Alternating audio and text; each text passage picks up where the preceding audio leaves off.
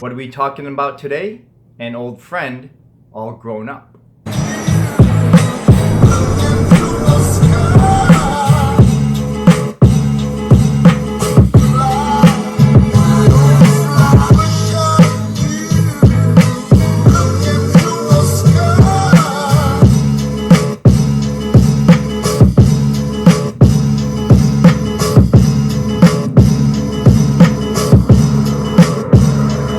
Hi everyone, today I'm drinking Intelligencea's House Blend.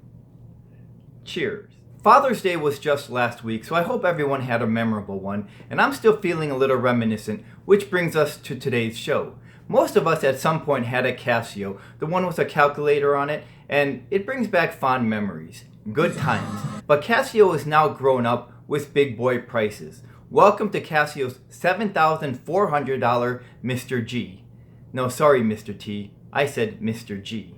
Casio might just be the last honest watch on earth, and it's the epitome of what it really means to be a genuine tool watch. Definitely one of the most important watch brands we have.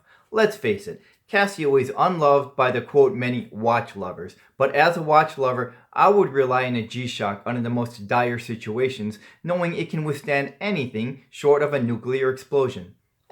Sure, we see the G-Shocks worn today by the would-be hipsters, but more importantly, it's worn by thousands of police officers, firefighters, and special forces guys and gals, which should tell you everything we need to know about the G-Shock. Most of us own a Casio at some point. We grew up with Casio and Swatch, and here's my Swatch from back in the day with the rubber protective guard, or the G-Shock. The G-Shock debuted in 1983 with the DW5000C. But along the way, we became snobby and we turned our nose down on the brand we grew up on. But would we still turn our nose down on Casio's Mr. G, the flagship series of the G-Shock? After all, at $7,000 plus, we're talking Rolex money. So what is the Mr. G Hammer Tone? It's an upgraded high-end G-Shock that works with a satellite and your smartphone. It's equipped with both Bluetooth and GPS. It enables GPS satellite signals and Bluetooth transmissions to acquire accurate time information in any location on Earth under any conditions. It's self-charging, self-adjusting, and self-updating, which means it will automatically adjust the time wherever you are. And it has a GMT for 300 cities.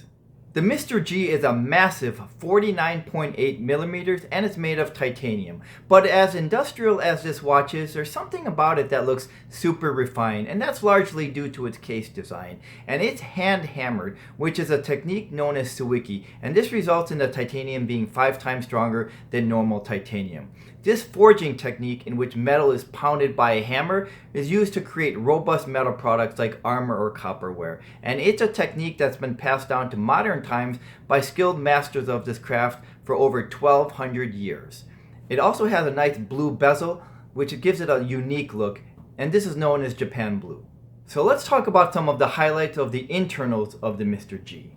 Starting with the multi-layer dial, the powerful face design conveys an impression of depth. Its luminous 3D index is accompanied by multilateral cut hour and minute hands. This makes it really cool looking. Also, the dual disc displays. The date and function displays are operated by 2 independently driven discs.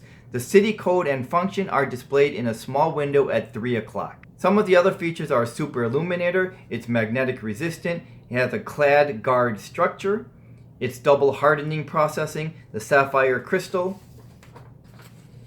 and the watch status checking. This is a smartphone app in which an application on the smartphone displays the watch's battery level. So overall, some of the specifications: it's shock resistant, GPS controlled, radio controlled, smartphone link, it has a tough solar, auto hand home position correction, hybrid mount construction, smart access, dual world times, 2 cities simultaneously time displayed, a 1-second stopwatch, LED, and 20 bar water resistant.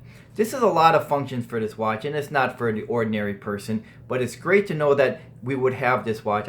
The Mr. G makes me feel like MacGyver. So who would be the owner of a Casio Mr. G at over $7,000? My first impressions was it was someone who already had a Rolex, an Audemars, and maybe a JLC, but that doesn't seem to be the case. I contacted 2 different stores who carry the Mr. G, and both stores coincidentally were sold out. The Mr. G is a limited edition of 500 pieces, so I'm not sure how many pieces each store had, but my conversation with one of the managers at the store indicated that this is not the case, and the owner of the new Mr. G already had a G-Shock. And this goes to show how important the DNA of a watch brand is. Both Casio and Seiko have such strong DNAs that when we're ready, like for example with my Grand Seiko, as long as we've had pleasant experiences with the lower end watches, we're ready to make that leap of faith into the best that this brand has to offer. So that pedigree or the DNA is so vitally important, and both Casio and Seiko are hugely important and carry such strong DNAs. Certainly the look of the Mr. G is unique, as is the owner.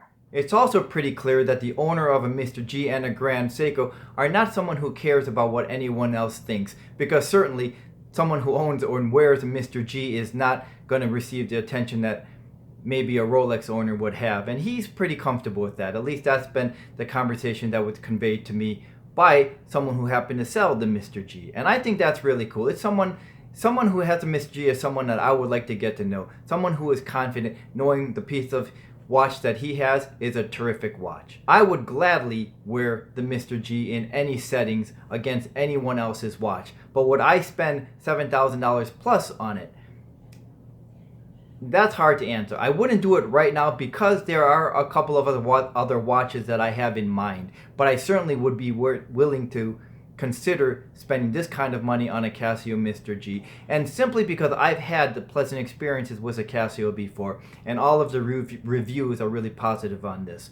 Let me know what you think about the Mr. G, and thanks for watching. I'll see you the next time.